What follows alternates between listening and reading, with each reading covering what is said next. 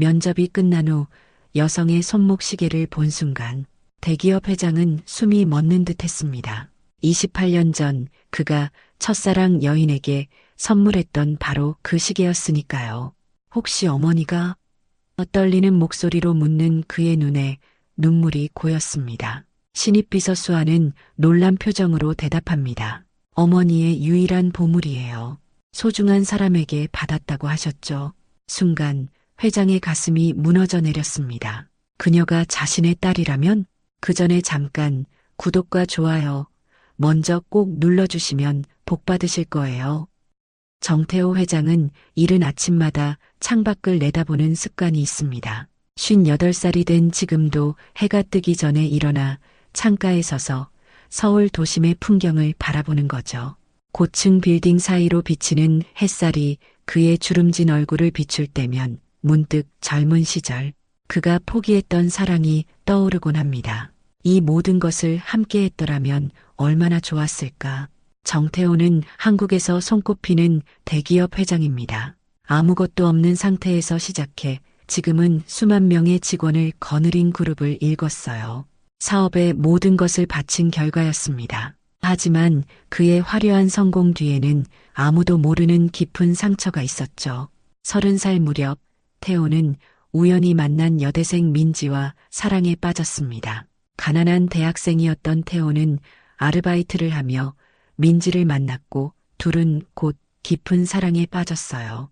하지만 그때 태호의 어머니는 이 관계를 극구 반대했습니다. 감히 그런 집안 여자를 데려오겠다고? 내가 무슨 수로 그 아이를 책임진다는 거니?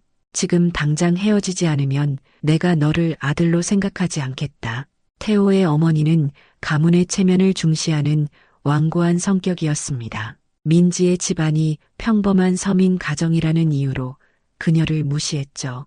태호는 어머니의 반대에도 불구하고 민지와의 사랑을 지키려 했습니다. 하지만 어머니는 더 강경한 태도를 취했어요. 그 여자가 내 앞길을 막고 있어. 너는 큰 사업가가 될 사람이야. 그런 여자와 결혼해서 평생 고생할 거니? 결국 태호는 어머니의 압력에 굴복했습니다. 민지에게 이별을 고했고 그날 이후 그녀를 다시 볼 수 없었어요. 태호는 슬픔을 이겨내기 위해 사업에 모든 것을 쏟아부었습니다. 그것이 그가 할 수 있는 유일한 도피처였죠. 태호는 어느 날 우연히 민지의 소식을 들었습니다. 그녀가 임신 중이라는 소식이었어요. 태호는 충격을 받았지만 더 이상 돌이킬 수 없었습니다. 어머니는 이미 태호를 위해 다른 지방과 혼담을 진행 중이었고 태호의 회사도 막 성장하기 시작한 중요한 시기였으니까요. 제가 할 수 있는 일이 뭐가 있었겠어요? 저는 그저 모든 것을 포기했습니다. 태호는 결국 어머니가 정해준 여자와 결혼했지만 그 결혼은 오래가지 못했습니다. 5해 만에 이혼했고 그 이후로는 사업에만 몰두했어요. 사랑이라는 감정은 가슴 깊은 곳에 묻어두었습니다. 세월이 흘렀습니다. 태호의 회사는 눈부신 성장을 이뤘고 그는 한국 경제계에서 중요한 인물이 되었어요. 하지만 그의 가슴 속에는 언제나 채워지지 않는 공허함이 있었습니다. 그 빈자리는 어떤 성공으로도 메울 수 없었죠. 가끔은 생각합니다. 내가 그때 다른 선택을 했다면 어땠을까? 지금쯤 행복한 가정을 이루고 있지 않았을까? 그런 상상을 하면 가슴이 아프다니까요. 정태호 회장은 창밖을 바라보며 깊은 한숨을 내쉽니다. 오늘도 그는 자신의 화려한 성공과 깊은 후회 사이에서 또 하루를 시작하는 것입니다. 태호는 33세 자신의 첫 회사를 설립했습니다. 작은 IT 솔루션 업체로 시작해 밤낮 없이 일했죠. 그의 머릿속에는 항상 민지가 있었지만 시간이 흐를수록 그 기억은 흐릿해져 갔습니다. 사업이 번창하면서 태호는 자신의 상처를 잊기 위해 더욱 일에 몰두했어요. 사업이 성공할수록 마음속 빈자리는 더 커졌습니다. 아이러니하죠. 남들은 부러워하는데 정작 저는 행복하지 않았으니까요. 태호의 첫 사업은 놀라운 성공을 거두었습니다. 30대 후반에 이미 중견기업으로 성장했고 40에 들어서자 대기업의 반열에 올랐어요. 언론에서는 그를 한국의 빌 게이츠라 부르기 시작했습니다. 하지만 성공의 그림자 속에서 태호는 늘 외로웠죠. 민지에 대한 기억은 시간이 지나도 완전히 지워지지 않았습니다. 특히 그가 아버지가 되지 못했다는 사실이 태호를 괴롭혔어요. 그는 종종 자신과 민지 사이에서 태어난 아이가 어떻게 지내고 있을지 상상했습니다. 여자아이였을까? 남자아이였을까? 학교는 잘 다니고 있을까? 건강하게 자라고 있을까? 그런 생각이 들면 가슴이 미어집니다. 제가 책임지지 못한 아이, 한 번도 만나보지 못한 아이에 대한 죄책감이랄까요? 세월이 흘러 정태호는 58살이 되었습니다. 그의 회사는 이제 글로벌 기업으로 성장했고 임직원만 3만 명이 넘었죠. 태호는 겉으로는 성공한 기업인의 모습이었지만 속으로는 늘 무언가 허전함을 느꼈습니다. 제 나이가 되면 대개 손주들 재롱에 웃고 있을 텐데 저는 빈집에 혼자 돌아와 텅 빈 벽을 바라봅니다. 성공이란 게 이런 건가 싶을 때가 많아요. 어느 날 태호의 회사는 신입사원 공개 채용을 진행했습니다. 태호는 평소처럼 최종 면접에 참석했어요. 그는 항상 자신의 회사에 들어오는 인재들을 직접 만나보는 것을 중요하게 생각했죠. 면접장에는 25명의 젊은 지원자들이 긴장된 표정으로 앉아 있었습니다. 그 중에서도 한 여성이 태호의 눈길을 끌었어요. 28살의 김수아라는 지원자였습니다. 그녀는 차분하면서도 자신감 있는 태도로 질문에 답했죠. 수아 씨의 답변은 매우 인상적이었습니다. 논리적이면서도 창의적인 생각이 돋보였어요. 하지만 그것보다 더 이상한 것은 저도 모르게 그녀에게서 느껴지는 묘한 친숙함이었죠. 태호는 면접 내내 왜 그녀가 낯익게 느껴지는지 이해할 수 없었습니다. 처음 보는 사람인데 마치 오래전부터 알고 있던 것 같은 기분이 들었어요. 면접이 끝나고 태호는 인사팀에 김수아를 채용하라고 지시했습니다. 그리고 그녀를 자신의 비서로 발령 내줄 것을 요청했죠. 이런 결정은 처음이었습니다. 저도 왜 그랬는지 설명할 수 없었어요. 그저 그녀가 제 곁에 있어야 할 것 같은 느낌이 들었달까요? 수아는 태호의 비서로 일하게 되었습니다. 그녀는 뛰어난 업무 능력을 보여주었고 태호는 그녀의 일처리 방식에 감탄했어요. 수아는 또한 따뜻한 성격의 소유자였습니다. 직원들 사이에서도 인기가 많았죠. 태호는 점점 수아에게 의지하게 되었습니다. 중요한 회의가 있을 때면 항상 그녀가 옆에 있어주길 바랐고 어려운 결정을 내릴 때도 그녀의 의견을 물었어요. 수아는 태호가 만난 어떤 직원보다도 그의 마음을 이해하는 것 같았습니다. 이상하게도 수아는 제 생각을 미리 아는 것 같았어요. 마치 우리가 오래전부터 알고 지낸 것처럼 말이죠. 저도 모르게 그녀에게 마음의 문을 열게 되었습니다. 하지만 태호는 여전히 수아가 왜 그렇게 특별하게 느껴지는지 알지 못했습니다. 그리고 그 답을 알게 되기까지는 얼마 남지 않았죠. 태호와 수아는 몇 개월 동안 함께 일하면서 자연스레 가까워졌습니다. 수아의 날카로운 통찰력과 따뜻한 마음씨는 태호에게 큰 위안이 되었죠. 때로는 회사 일 외에도 개인적인 대화를 나누기도 했습니다. 태호는 수아에게 자신의 어린 시절 이야기를 들려주었고 수아 역시 자신의 성장 과정을 조금씩 공유했어요. 수아는 어릴 때부터 어머니 손에 자랐습니다. 아버지에 대한 기억이 없다고 하더군요. 그 말을 들을 때마다 왠지 마음이 아팠습니다. 수아는 어려운 환경에서 자랐습니다. 그녀의 어머니는 혼자서 딸을 키우기 위해 여러 일을 했고 수아는 그런 어머니를 보며 열심히 공부했어요. 결국 명문대학을 졸업하고 이곳까지 오게 된 것이죠. 태호는 그녀의 이야기를 들으며 자신도 모르게 가슴이 뭉클해졌습니다. 수아가 어려운 환경에서도 포기하지 않고 여기까지 온 것이 대단하게 느껴졌습니다. 어쩐지 그녀가 자랑스러웠죠.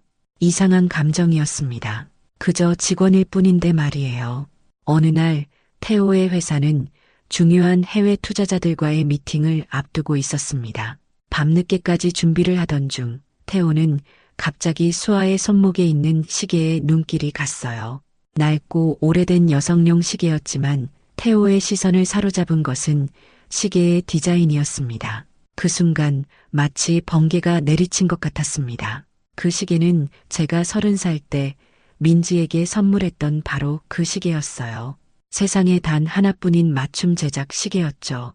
태호의 심장은 미친 듯이 뛰기 시작했습니다. 목소리가 떨리는 것을 감추지 못한 채 그는 수아에게 물었어요. 혹시 그 시계는 어디서 구한 건가요? 수아는 잠시 시계를 바라보더니 미소를 지었습니다. 아, 이거요? 제 어머니가 주신 거예요. 어머니의 유일한 보물이라고 할 수 있죠. 젊은 시절 어머니가 소중히 여기던 사람에게 받은 선물이라고 하셨어요. 태호는 그 자리에 얼어붙은 것 같았습니다. 시계를 더 자세히 보기 위해 수아에게 다가갔고 시계 뒷면에 자신이 새겨 넣었던 작은 글자를 확인했어요. 포엠, J, Forever Use, T, H. 그것은 확실히 자신이 민지에게 선물했던 시계였습니다. 그 순간 모든 것이 명확해졌습니다. 왜 수아가 그렇게 낯익게 느껴졌는지, 왜 그녀에게 이상한 친근감을 느꼈는지. 수아는 민지와 제 사이에서 태어난 딸이었던 거예요. 태호는 숨을 제대로 쉴 수 없었습니다. 눈물이 그의 눈가에 맺혔지만 최대한 감정을 억누르려 했어요. 하지만 떨리는 손과 목소리는 어쩔 수 없었죠. 수아 씨, 혹시 어머니 성함이 어떻게 되시나요? 수아는 의아한 표정을 지으며 대답했습니다. 이민지입니다. 왜 그러세요, 회장님? 얼굴이 창백해 보이는데요. 태호는 그 자리에서 쓰러질 것 같았습니다. 28년 만에 자신의 딸을 만난 것이었어요. 그동안 찾지도 못했던, 심지어 존재를 확실히 알지도 못했던 자신의 혈육이 바로 눈앞에 있었습니다. 저는 잠시 어지러운 것 같습니다. 오늘은 여기까지 하죠. 수아 씨도 이제 집에 가서 쉬세요.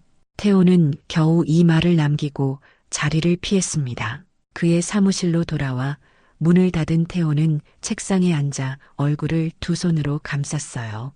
감정이 복받쳐 올라 눈물을 멈출 수 없었습니다. 운명이란 게 이런 것일까요? 제가 포기했던 것들이 이렇게 다시 찾아올 줄은 몰랐습니다. 기쁨인지 슬픔인지 후회인지 그 모든 감정이 한꺼번에 밀려왔어요. 태호는 밤새 잠을 이루지 못했습니다. 어떻게 수아에게 진실을 말해야 할지, 민지는 지금 어떻게 지내고 있는지, 그들이 자신을 용서할 수 있을지, 수많은 생각이 그의 머릿속을 맴돌았어요. 이제 와서 아버지라고 나타난다면 그들은 저를 받아들일까요? 제가 그럴 자격이 있을까요? 오랫동안 그들을 찾지 않았는데. 태호는 다음 날 아침 중요한 결정을 내렸습니다. 모든 것을 솔직하게 말하기로 한 것이죠. 이제 더 이상 도망칠 수 없었습니다. 그는 수아를 사무실로 불렀고 떨리는 마음으로 그녀가 오기를 기다렸습니다. 다음 날 아침 태호의 사무실에는 무거운 침묵이 감돌았습니다. 그는 창밖을 바라보며 어떻게 수아에게 진실을 말할지 고민하고 있었어요. 수아가 노크 소리와 함께 들어왔을 때 태호의 심장은 마치 멈출 듯이 뛰었습니다. 부르셨습니까, 회장님? 수아의 목소리는 여전히 공손했습니다. 태호는 천천히 몸을 돌려 수아를 바라보았어요. 그녀의 얼굴에서 민지의 모습이 겹쳐 보였습니다. 눈매, 미소 짓는 모습, 그리고 말투까지. 어떻게 그동안 알아차리지 못했는지 스스로가 놀라웠어요. 수아 씨, 잠시 앉아서 이야기 좀 할까요? 업무 관련이 아니라 개인적인 이야기입니다. 수아는 의아한 표정으로 태호 앞에 놓인 의자에 앉았습니다. 태호는 잠시 침묵했다가 조심스럽게 입을 열었어요. 어제 수아 씨의 시계를 보고 충격을 받았습니다. 그 시계는 제가 오래전에 누군가에게 선물했던 것이거든요. 수아의 눈이 커졌습니다. 그녀는 본능적으로 손목시계를 만졌어요. 그게 무슨 의미인가요? 태호는 깊은 숨을 내쉬었습니다. 이제 돌이킬 수 없는 순간이 왔다고 생각했어요. 28년 전 저는 이민지라는 여성을 사랑했습니다. 가난한 대학생이었던 저는 그녀에게 모든 것을 걸었죠. 하지만 우리 집안의 반대로, 특히 제 어머니의 강력한 반대로 그녀와 헤어질 수밖에 없었습니다. 수아의 얼굴이 점점 창백해졌습니다. 태호는 계속해서 이야기를 이어갔어요. 헤어질 때 저는 그녀에게 특별 제작한 시계를 선물했습니다. 세상에 단 하나뿐인 시계였죠. 뒷면에는 포엠, J, Forever Use, T, H 라고 새겨져 있습니다. 수아는 천천히 시계를 풀어 뒷면을 확인했습니다. 그리고 놀란 표정으로 태호를 바라보았어요. 어떻게 이게 가능한 일인가요? 태호의 눈에서 눈물이 흘러내렸습니다. 그는 더 이상 감정을 억누를 수 없었어요. 수아 씨, 저는 당신이 제 딸일지도 모른다고 생각합니다. 민지가 임신 중이라는 소식을 들었지만 그 후로 연락이 끊겼습니다. 저는 당신을 찾지 못했어요. 수아는 충격으로 말을 잇지 못했습니다. 그녀의 손이 떨리기 시작했고 눈에는 혼란스러운 감정이 가득 차 있었어요. 이게 무슨 농담인가요? 어머니는 제 아버지가 해외로 떠났다고 하셨어요. 돌아오지 않을 거라고. 태호는 고개를 저었습니다. 그의 목소리는 떨렸지만 진심이 담겨 있었어요. 거짓말이 아닙니다. 저는 용기가 없었습니다. 가족의 압력에 굴복했고 그 결과 가장 소중한 사람들을 잃었어요. 매일 밤 후회했지만 돌이킬 수 없었습니다. 수아는 자리에서 벌떡 일어났습니다. 그녀의 얼굴에는 분노와 혼란, 그리고 슬픔이 뒤섞여 있었어요. 저는 이해할 수 없습니다. 지금 갑자기 나타나서 제 아버지라고요? 어머니는 평생 고생하셨어요. 저를 키우기 위해 3가지 일을 동시에 하시면서도 늘 웃으셨죠. 그동안 회장님은 어디 계셨어요? 태호는 수아의 분노를 이해했습니다. 그는 아무 말도 하지 않고 그저 고개를 숙였어요. 죄송합니다. 제가 할 수 있는 말은 그것뿐입니다. 정말 죄송합니다. 수아는 더 이상 그 자리에 있을 수 없다는 듯이 서둘러 사무실을 나갔습니다. 태호는 그녀를 막지 않았어요. 그저 자신의 과거 잘못이 만들어낸 결과를 받아들이려 했습니다. 그날 저녁 수아는 어머니의 집을 찾았습니다. 민지는 이제 56살이 되었지만 여전히 아름다움을 간직한 여성이었어요. 딸의 급한 방문에 놀란 민지는 수아의 창백한 얼굴을 보고 걱정했습니다. 무슨 일이야, 수아야? 무슨 일 있었니? 수아는 떨리는 손으로 손목시계를 내밀었습니다. 어머니, 이 시계 정말 아버지가 주신 건가요? 민지의 얼굴이 순간 굳었습니다. 그녀의 눈에 공포와 놀라움이 스쳤어요. 왜 갑자기 그걸 물어보는 거니? 오늘 정태호 회장님을 만났어요. 그분이 제 아버지라고 하셨어요. 민지는 그 자리에서 주저앉을 것 같았습니다. 그녀의 눈에서 눈물이 흘러내렸어요. 어떻게 그런 일이. 수아는 어머니의 반응을 보고 모든 것이 사실임을 직감했습니다. 그녀의 마음은 혼란스러웠어요. 평생 없다고 생각했던 아버지가 갑자기 나타났고 그것도 자신이 일하던 회사의 회장이었다니. 어머니, 사실인가요? 정태호 회장님이 정말 제 아버지인가요? 민지는 천천히 고개를 끄덕였습니다. 오랫동안 간직해온 비밀이 마침내 드러난 순간이었어요. 미안하다, 수아야. 내게 진실을 말하지 않아서. 하지만 너를 지키고 싶었어. 그 사람은 우리를 떠났단다. 그의 가족이 나를 인정하지 않았고 그도 결국 나를 선택하지 않았어. 수아는 어머니를 꼭 안아주었습니다. 민지의 떨리는 어깨를 느끼며 수아의 마음도 복잡하게 흔들렸어요. 그녀는 어머니의 아픔을 느낄 수 있었습니다. 하지만 동시에 태호의 눈에서 보았던 진심 어린 후회와 슬픔도 기억했죠. 어머니, 어떻게 해야 할지 모르겠어요. 저는 혼란스러워요. 민지는 딸의 손을 꼭 잡았습니다. 그녀의 눈에는 이제 결단이 서려 있었어요. 수아야, 내가 어떤 결정을 내리든 엄마는 내 편이야. 하지만 한 가지만 기억해 주렴. 미움은 너를 아프게 할 뿐이란다. 이해하고 용서하는 것이 때로는 더 큰 힘이 될 수 있어. 수아는 어머니의 말을 곱씹으며 밤늦게까지 생각에 잠겼습니다. 그녀의 인생이 완전히 뒤바뀐 순간이었어요.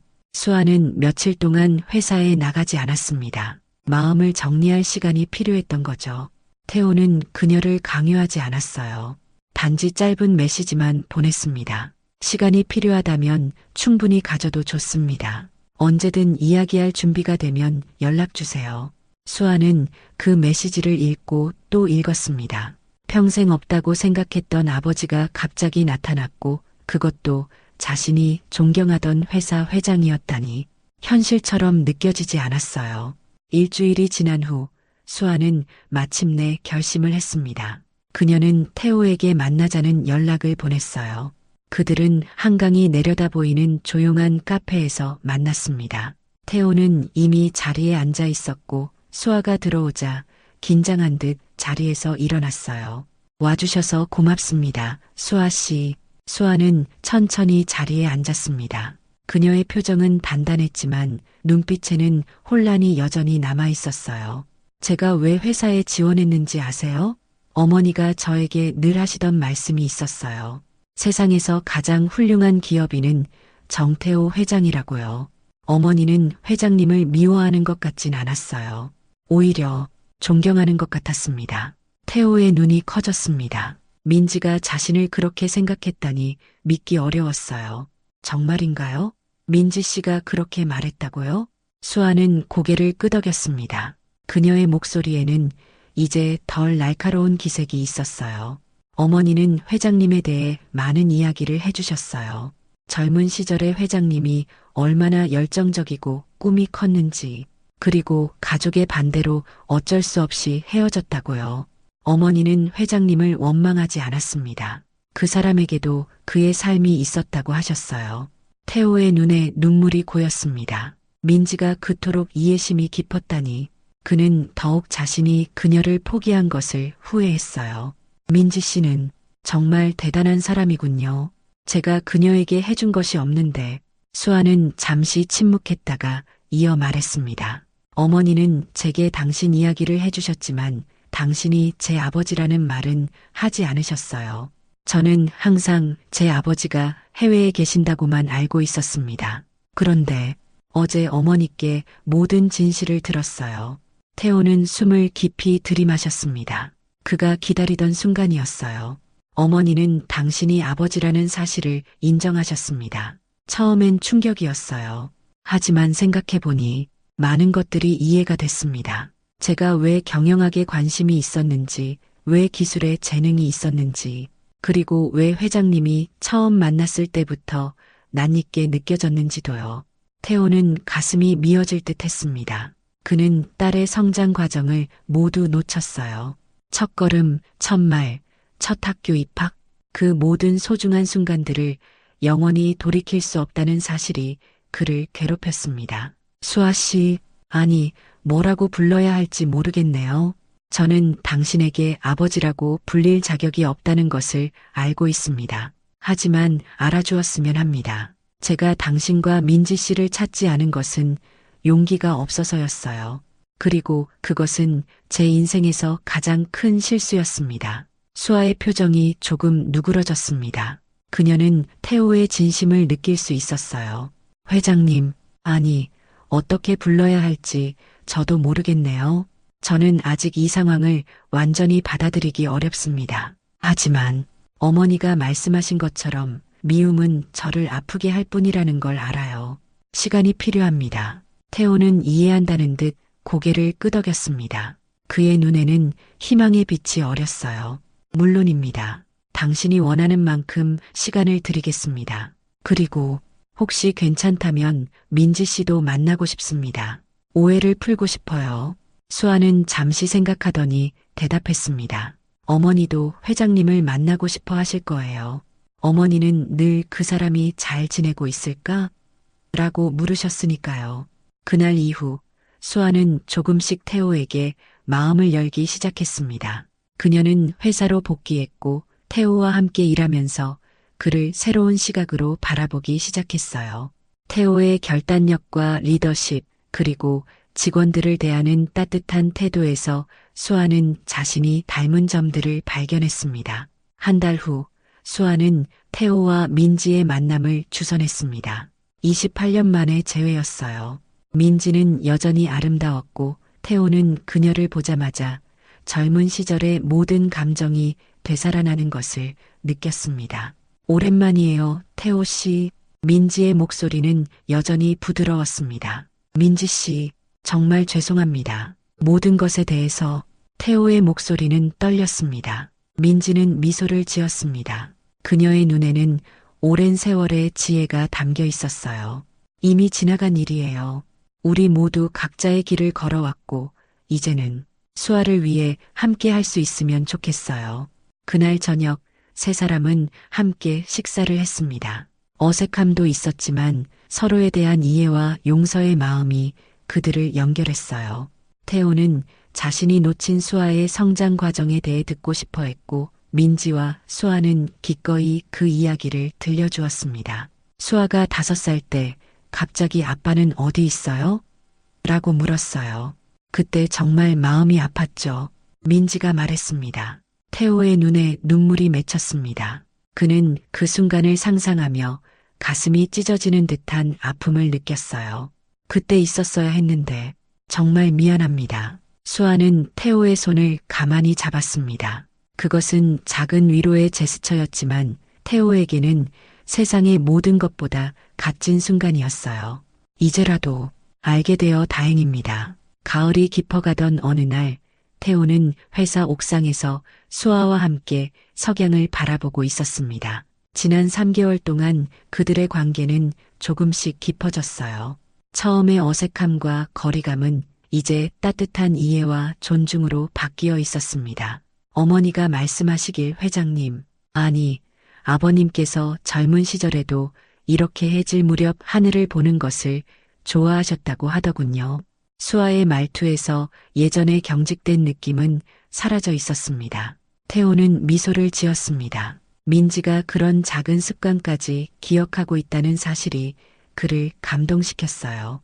그랬습니다. 대학생 때 도서관에서 공부하다 지치면 항상 옥상에 올라가 석양을 보곤 했죠.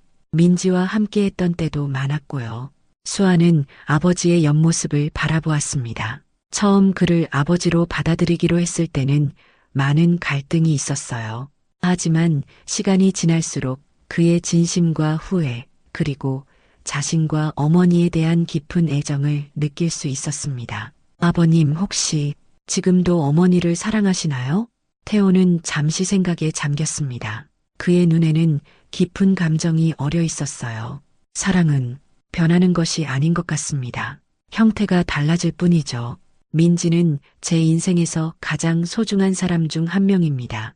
비록 함께하지 못했지만 그 마음은 변하지 않았어요.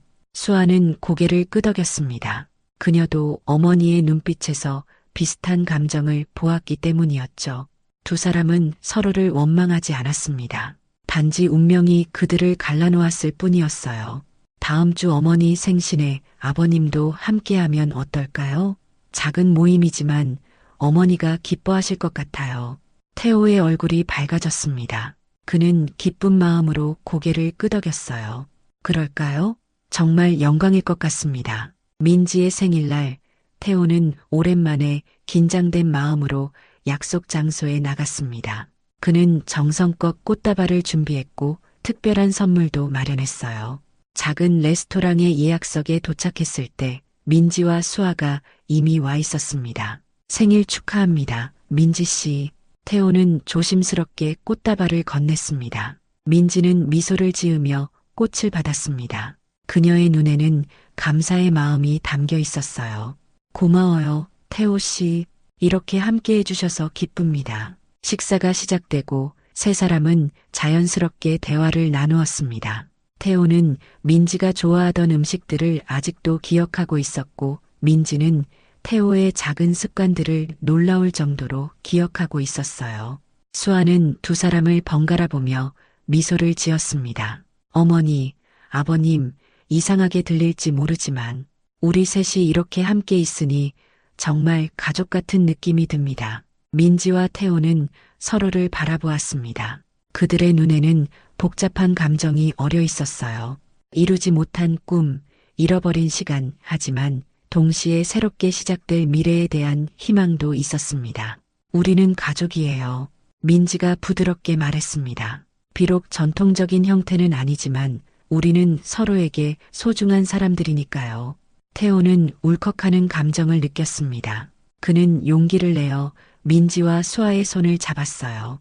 제가 세상에서 가장 부족한 아버지였고 가장 못난 연인이었습니다. 하지만 앞으로는 달라지고 싶습니다. 늦었지만 여러분의 삶에 좋은 사람이 되고 싶어요. 민지는 따뜻하게 미소 지었습니다. 그녀의 눈에는 용서와 이해가 담겨 있었어요. 우리 모두 실수를 했고 후회도 있어요. 하지만 중요한 건 지금이죠. 우리에게 아직 시간이 있으니까요. 식사를 마친 후 태호는 조심스럽게 작은 상자를 꺼냈습니다. 그는 민지에게 건네며 말했어요. 이것은 오래전에 드리지 못한 선물입니다. 민지가 상자를 열자 안에는 아름다운 목걸이가 있었습니다. 28년 전 태호가 민지에게 청혼하기 위해 준비했던 것이었어요. 그는 그것을 평생 간직해왔습니다. 태호 씨, 민지의 눈에 눈물이 고였습니다. 청혼하려고 했던 날 어머니가 갑자기 쓰러지셔서 그날 이후로 모든 것이 달라졌죠. 하지만 이 목걸이만큼은 버릴 수 없었습니다. 언젠가 민지 씨에게 돌려드릴 날이 올 거라고 믿었으니까요. 수아는 감동의 눈물을 참지 못했습니다. 그녀는 이제 부모님의 사랑이 얼마나 깊고 진실했는지 이해할 수 있었어요. 그날 이후 셋의 관계는 더욱 깊어졌습니다. 태호는 매주 주말마다 민지와 수아를 만났고 함께 시간을 보냈어요. 그들은 서로의 삶에 자연스럽게 스며들었고 마침내 진정한 가족이 되어갔습니다.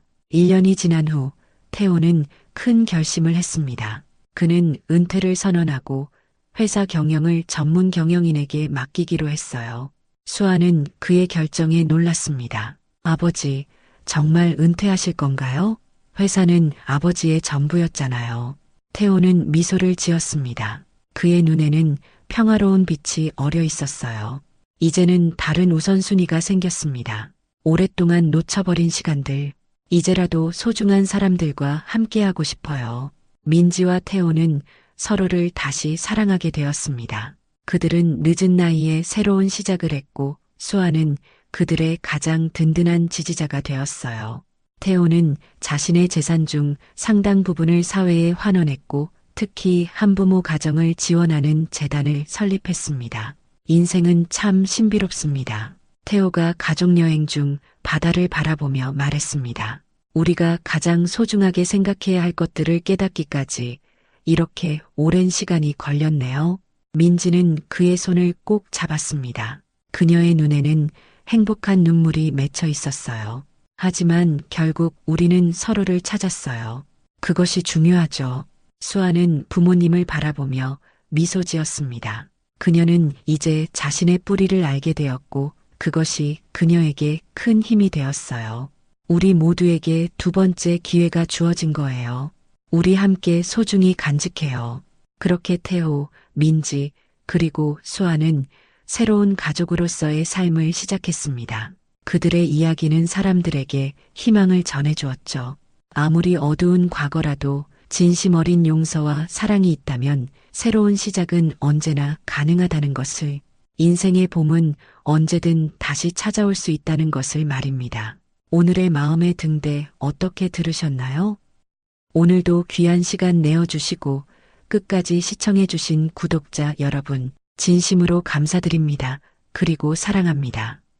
다음 영상을 누르시기 전에 잠깐 구독과 좋아요 먼저 꼭 눌러주시면 부자 되실 거예요.